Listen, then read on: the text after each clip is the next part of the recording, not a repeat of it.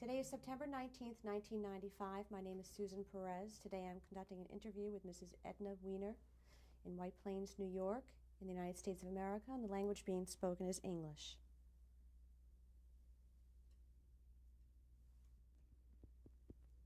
Today is September 19th, 1995. My name is Susan Perez.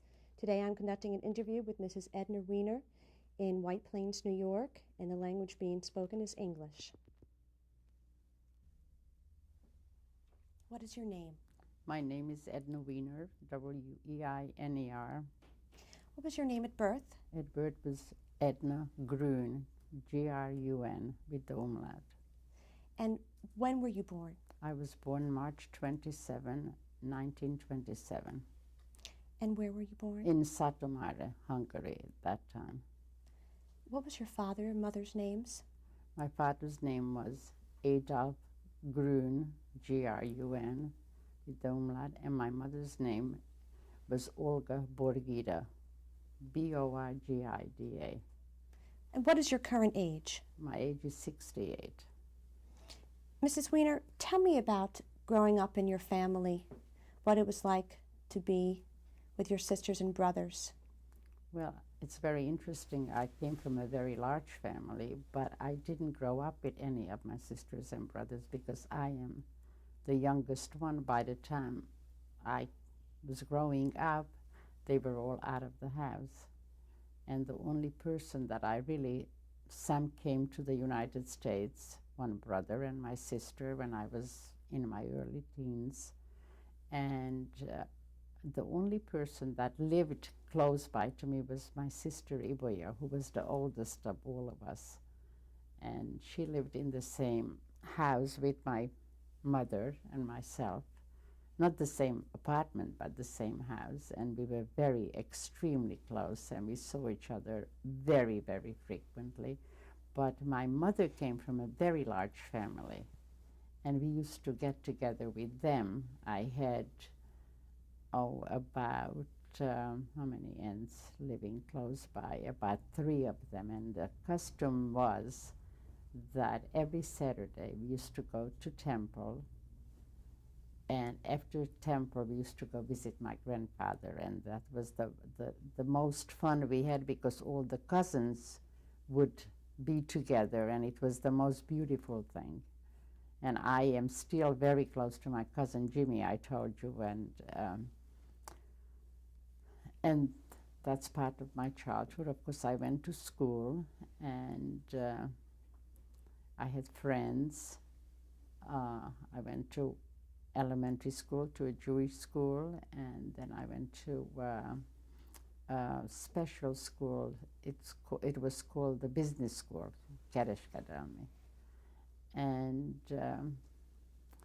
I mean, my childhood was so short, you know. I was 13 years old when the whole thing started with the laws, the German laws. And, you know, I don't even know how to tell you this. I think I told you that my brother lived in Budapest at the time, and he went to school there. And then he was of age, and he had to go into the army. And because he was Jewish, he didn't serve in the regular army. He served as a forced laborer during the war. And he was away from us, and then slowly, you know, the war broke out in 1938, and we heard all the atrocities that was going on all over Europe, in Poland, and then we heard about the mass graves and how they murdered all these people. And, you know, I was a kid, and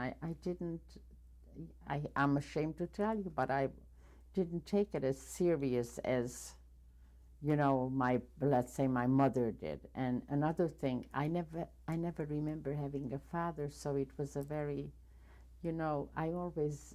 What do you remember about your father, My father, I only remember that he was sick. That's the only thing I remember. I used to see him sitting, and he wasn't a very, you know, active.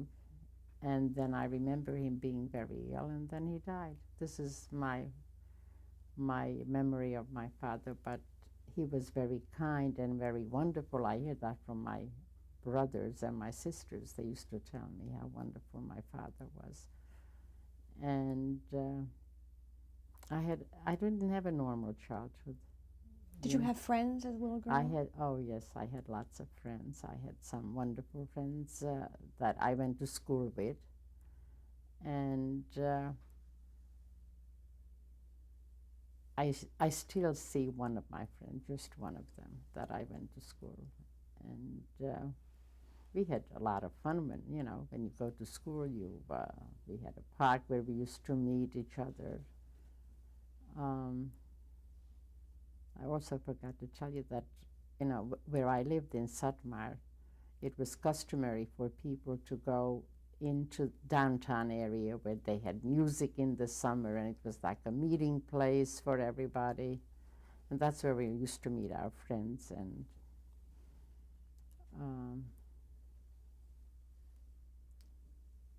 I can't remember what I was going to tell you. About your friends. My friends. And then we lost contact of them, shortly after I became like a teenager, because all the laws came out, and first the Jewish children were not allowed to go to school, and the people were not allowed to go to business. And then slowly these laws came out, and then nobody was allowed to walk on the street at certain times, and we had to wear a Jewish star to go out. And we were very scared to go anywhere, because if they saw that you were Jewish, you could have been picked up by it was occupied by the German army already, the area, after it was occupied. And then we had to stay in the house, and we weren't allowed to go anywhere. And then they came and they gathered us, and we had to leave everything in the house. And we were taken into a ghetto where it was a big, big area where they sealed everything from the outside, and they painted the windows with white paint. And we were living together, maybe 3 families in one room.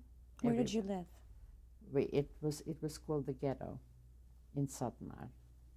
And we were in the ghetto with my sister and her children, with my Aunt Gizzy and her family, and with my Aunt Serene.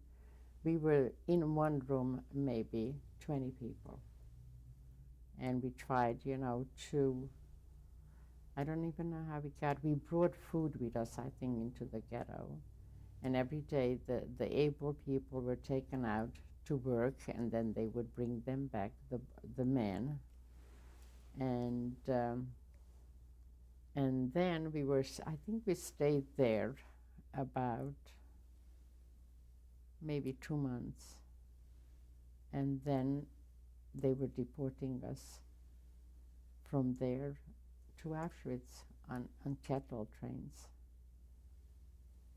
And they used to take so many people every day, but the most horrifying thing was when they were taking us away, nobody came to our rescue or help, and the people were not nice to us, even the people that we were friends with. It's people just didn't care. It didn't make any difference to them what happened to the Jewish people, and everybody was kind of happy, because everything that we had was taken away, and they were the ones who had it. They kept all our furniture and clothes and jewelry and everything. We just can you picture somebody would come in here now and would say, "Now this is it, you have to go, and you can't live here anymore." And we lived there in the ghetto for a couple of months, and then they took us away. While you were still living in Satumar, before you were ghettoized, when were the first feelings for you, the anti-Semitic feelings for you before? I really didn't have any before. You know, we lived in a very mixed neighborhood. My mother was friends with all our neighbors, and I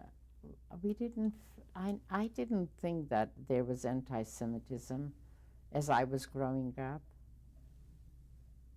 until it was occupied, you know, by, well, of course in Europe there was always anti-Semitism, but when you are a child, you don't know these things. Would you know when you were a child that you were disliked because you were not a certain religion?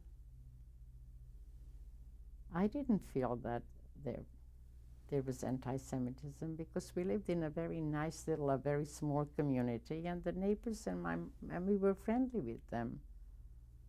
And I went to school, of course I went to a Jewish school, so all my friends were it was more like, you know, you didn't mix too much, you know, it was more like sticking to your own kind. And did you have any non-Jewish friends in Satumar? Yes, I did. I grew up with a neighbor's daughter that I was very, very friendly with, but I don't. What do you remember about her? Well, I remember about her. We used to go to their house. You see, in Europe, you don't go to the grocery store and buy milk. These people owned cows, and as children, we used to go. Their name was Mrs. Popnany, we used to call her. We would go there and we would buy milk coming out of the cow. It wasn't pasteurized. And they had a daughter. That was my friend. Her name was Idu, which means Ida. And I was very friendly with her, you know, neighborly. We saw everybody on the street. You know, when you come home from school, all the kids went outside and we played. Even if we didn't play together, we played around with the kids. So I don't have bad memories from my childhood, but it was so short. You know, I didn't go to college. I didn't finish high school. So my biggest memory is really, it's sad, is from the time that I was taken away. Do you remember any family gatherings during the holidays? Yes, I do. We what was that like? Well, it was lovely. Everybody came and visited, and everybody that, you know, either they came to our house or we went to my aunt's or my grandfather's, as I told you, you know, and it was very nice. It wasn't a social life, wasn't like it is here. Everything was just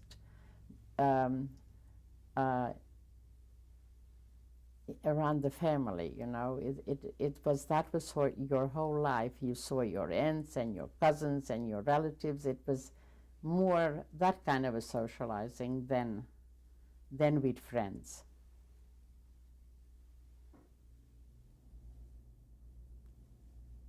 But you know, it was lovely. We were very close, and we are still very close to families. Maybe that's why I'm so close to my family, because it was important. That's the mainstay of my generation was in Europe when I was there. Tell me about your relationship with your sister Iboya when you were little. Oh, I adored her, my sister. I just loved her so much. She was just a very special human being. She had a wonderful sense of humor. She had children about almost my age. And she was mischievous, she was fun, and she was very happy. My sister, I used to love to go to her apartment where she lived, because her and her husband, they were always singing. They were so happily married, and you know, everybody was poor in Europe. Nobody was, you know, I don't come from a rich family or anything, but I always used to like to her apartment because I lived with my mother, and you know, my mother was always sad because first of all she lost her husband when she was young, and her children were all gone. And I was the only one that that she stayed with. And I always used to love to be with my sister because she was younger and she had the children, and they were very happy all the time. So I used to love being with them, and I really missed her the most when I came back. What do you remember doing with your sister when you would visit her? Do you remember any certain? Really nothing. We didn't do anything special. We just came over, you know. I mean, we lived in the same house. We just had to go in and out of different apartments. And I just remember her being the way she was, you know. She was just sweet and nice and loving and interested, and a fabulous, fabulous mother. She was, I think, 20 years or 18 years old when she got married, and she had 3 children, and they were the happiest family anybody could have, and they were very poor. And I loved my brother Zoli, and Joe was, you know, Joe went to school in Budapest, and he always used to write to me and whatever. He was a musician, and he used to travel all over, and we did the theater.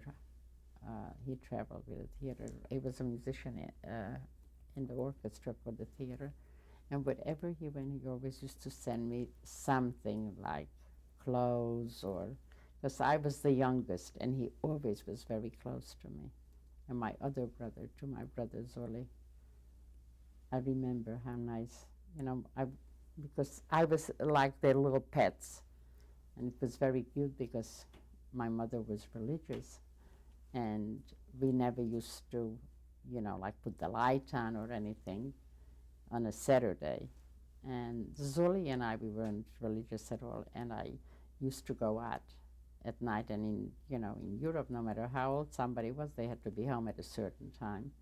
And he would say to me, we had a big house, and then we had big gates around the house, and the doors were always locked. You couldn't come into the apartment complex. And I used to tell, my brother would bribe me. He said, if you put the key in the window, I'll give you this and I'll give you that. And I used to put the key in the window, and he would never keep his promise. And, you know, it was just, we were very close. And so when did you first hear any kind of news of a war going on? Or in the late 30s, 30. We knew it around 1938, something like that, 39. And that's when my brother came to the United States. You see, when you couldn't come to the States just very easily, you had to be first on a quota. And depends where your country of origin is, that the quota, it was Romania already at this time. And you know, the Romanian quota was the lowest one, you know. They only let you go out. It took him, I think, like 10 years to be able to be let into this country. And the last minute, when it was already, the war broke out already in Europe, and he came to the United States in 1940. So that's how he survived. And we heard, my mother knew what was going on. She knew it because we saw people like people from Poland. They started coming. We saw them with big crosses in their neck. And my mother was suspicious that they were Jewish people trying to escape, because they thought from Poland, if they come to Hungary or to Romania, maybe they escape the persecution. And we would see all these people trying to live like Aryans or Christian people.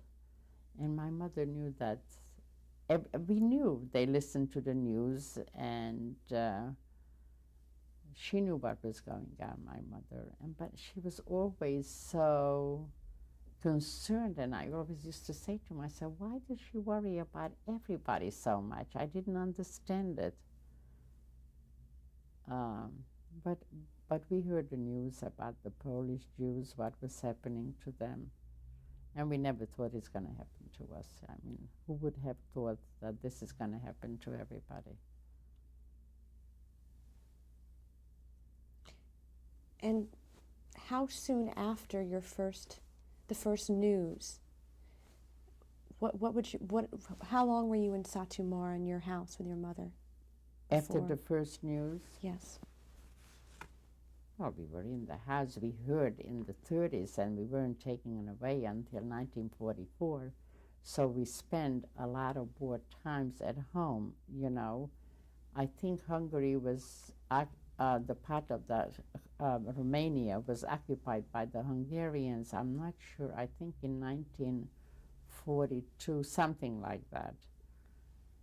That's when Hitler gave back the Transylvania, but that part of the country, to the Hungarians because they became their allies and they were fighting on their side in the war. What do you remember about the Hungarians?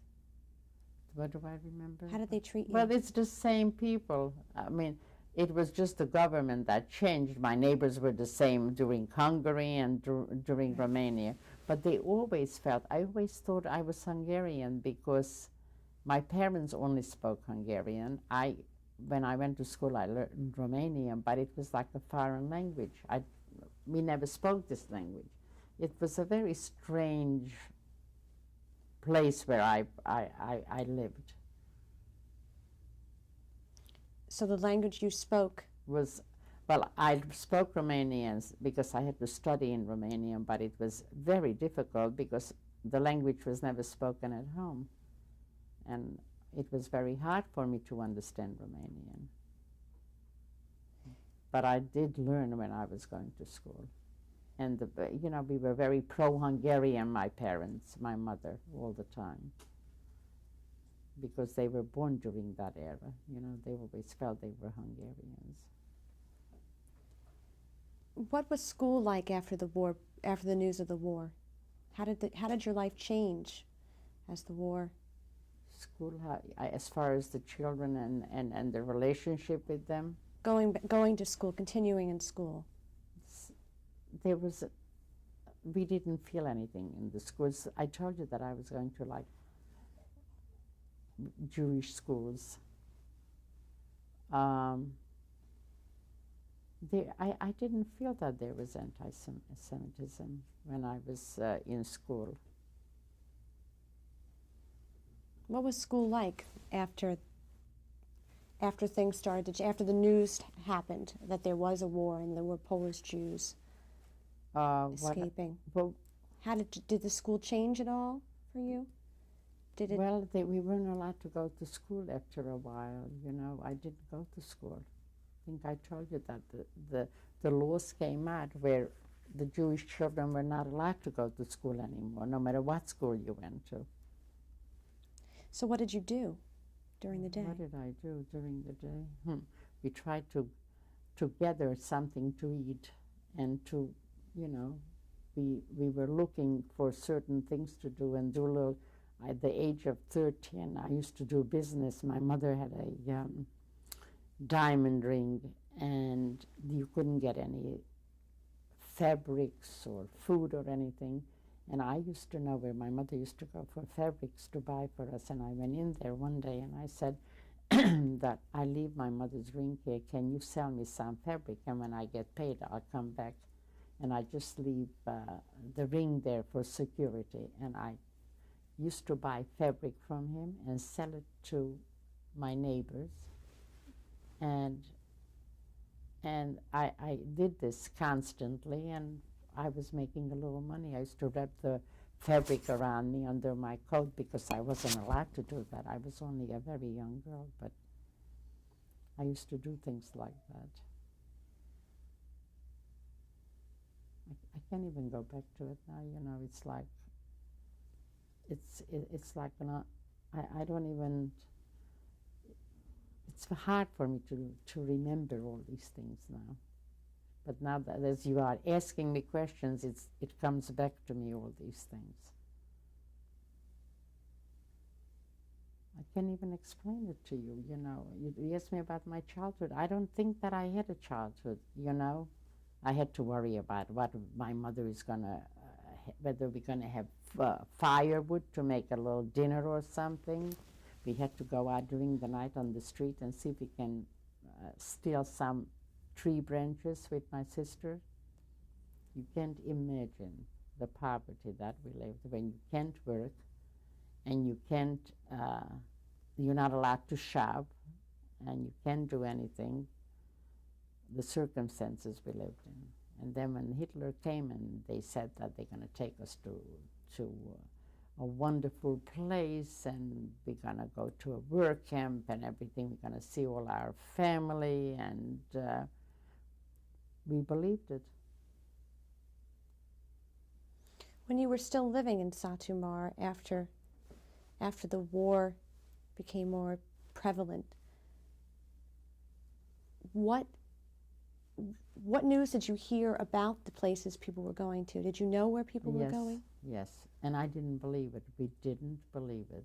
They had people in the beginning, some people escaped and they came back somehow.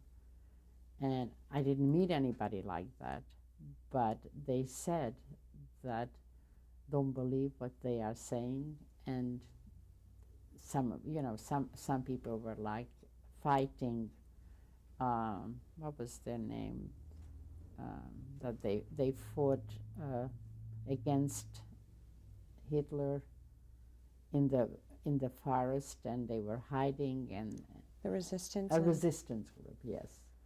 And they said, don't believe it, nobody's going to come back from there, you know, they kill everybody, but you don't want to believe these things when they tell you that. You have such a will to live that you believe this. We thought that, you know, so we're going to work hard and we're going to be able to live, and as long as we can be together. And we kept on believing all these lies.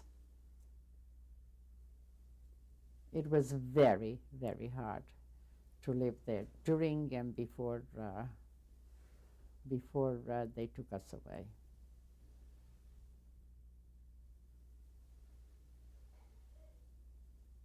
Well, we'll continue on the next tape. Okay. Right.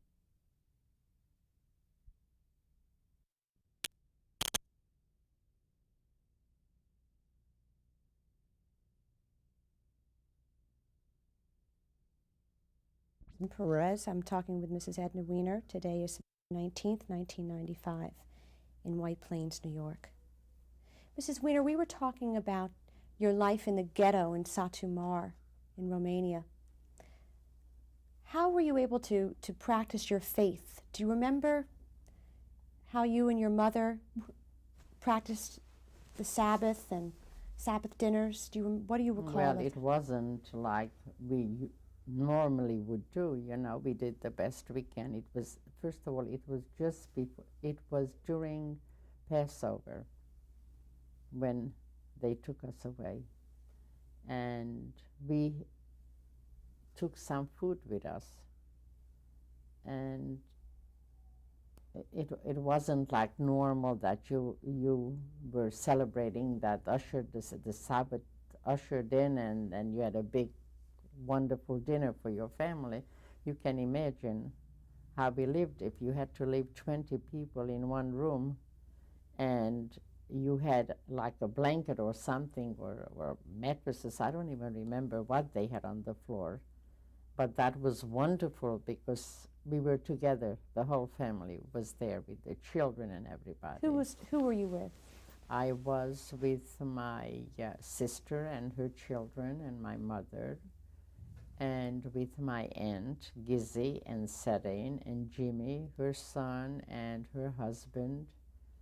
And it just so happened that the house we lived in, my Aunt Gizzy's brother-in-law owned that house because they lived in that area before it became a ghetto, a certain, you know, it was like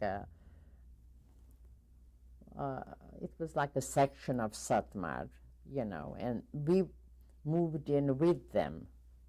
So we lived, and they were living with us in the same room, and um, they had an only son who was in this country already, and just the parents, and we just did whatever we could. We didn't do too much, but we didn't eat bread, that we made sure, but we didn't do much cooking or anything like that. And the food, I don't know how we got the food. I think the only food that we had is what we took with us. And what do you remember about the day that you were taken away? It was the worst day of my life, when you have to walk out of your home and you have to leave everything there. And I was a young girl, and to move into a room with so many strange people, and you have to get undressed at night, and you have to be with so many people. It was terrible, terrible feeling. But then, when we were there, we didn't even know how good we had it, considering what happened to us after. And it was, when we were in the ghetto, it was like a Jewish state inside. Everybody it was ran by the Jewish people, and they had to answer to the Hungarians. And they used to take some of the young, able men outside of the ghetto every day to go to work. And sometimes the kids like Jimmy used to do that, my cousin Jimmy, and he would come back and he would bring a little food or something. And on the black market, they would get something. And that's how we were able to exist. I don't think the women, we didn't go to work, and they had a little hospital there. I remember that my sister's child, my sister had a little girl, her name was Ilika. She was so adorable, such a lovely little girl. And she became very sick in the hospital. And my sister was so worried about her daughter and her children. She just was devastated, but she became a little better, and they let her come back to, she came, I forget, she must have had something that was like an epidemic, and it was contagious.